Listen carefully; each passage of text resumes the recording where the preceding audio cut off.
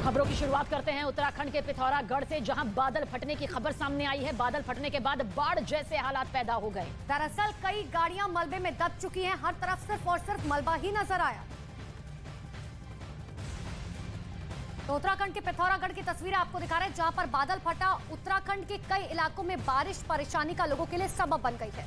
पिथौरागढ़ के पास बादल फटने की वजह से आफत आ गई। फिर आसमान से बरसते पानी ने लोगों को खौफ में भर दिया। सैलाब की शक्ल में बहते मटमैले पानी ने कई घरों को अपने आगोश में ले लिया। वहां से जो तस्वीर सामने आई वो हैरान करने वाली थी। सैलाब की वजह से एक इमारत ताश के पत्ते की तरह ढह गई। इस घटना का जो वीडियो सामने आया उसमें नदी के कटाव की वजह से मकान की दीवारें गिरती दिखी और फिर अगले ही पल पूरा का पूरा मकान ही नदी के उफान में समा गया। वहीं रिहायशी इलाकों के लिए भी बारिश मुसीबत लेकर आई। वहाँ कई गाड़ियां मलबे में समा गई। बादल फटने के बाद आए सैलाब के मलबे ने पुल और सड़क को पूरी तरह तहस नहस कर दिया। साथ ही चारों तरफ मलबा जमा हो गया। क्या दुकान क्या मकान, हर जगह बस मलबा ही मलबा नजर आया।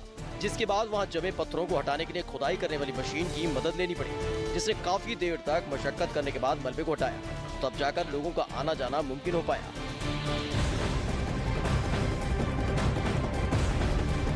तो उत्तराखंड के पिथौरागढ़ में बादल फटने की घटना एक बड़े अलर्ट की तरह है।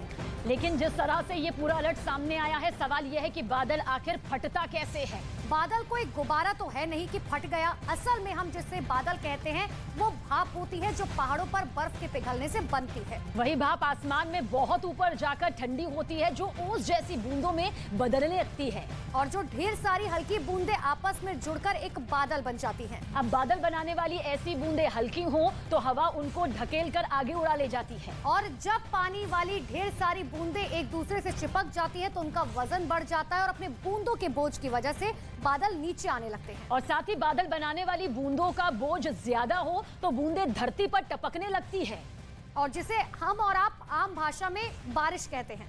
लेकिन पहाड़ी इलाकों में अक्सर बादल पहाड़ से कम ऊंचाई पर हो जाते हैं, क्योंकि देखिए बादल की बात करें तो बादलों में पानी का बोझ होता है जो उन्हें नीचे ले आता है। अब पहाड़ उन बारिश वाले बादलों का रास्ता रोककर खड़े हो जाएं दाएं बाएं। अगर रास्ता मिला तो बादल पहाड़ से टकराने की बजाय उधर से निकल लेते हैं, और फिर एक समय ऐसा आता है कि 5 से 10 किलोमीटर के दायरे में फैले और पहाड़ के बीच फंसे बादलों का सारा पानी कुछ मिनट या उससे ज्यादा घंटे भर में जमीन पर गिर जाता है। यानी 2-4 किलोमीटर दायरे में फैले बादलों में भरा करोड़ों लीटर पानी कुछ ही मिनट में बरस जाता है। और इसीलिए मौसम वैज्ञानिकों ने भी पहाड़ों पर अक्सर टूटने वाले पानी के इस कहर को आम लोगों की तरह बादल फटना ही मान लिया है।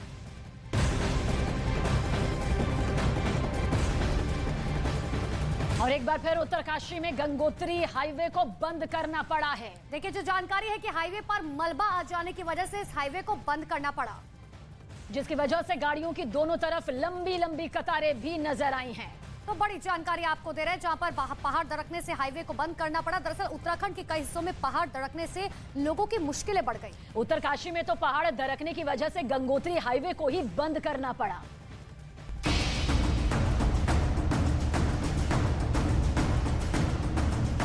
क्योंकि हाईवे पर इतना मलबा जमा हो गया कि गाड़ियों का वहां से गुजर पाना मुश्किल नजर आया।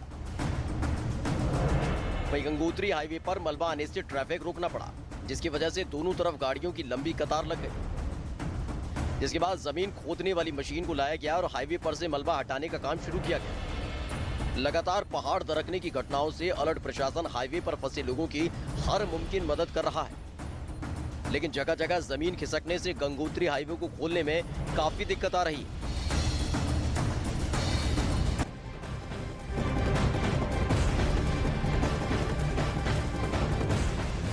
और चलिए अब बात कर लेते हैं मध्य प्रदेश की। मध्य प्रदेश के सिवनी में लगातार बारिश से बाढ़ जैसे हालात बन गए हैं।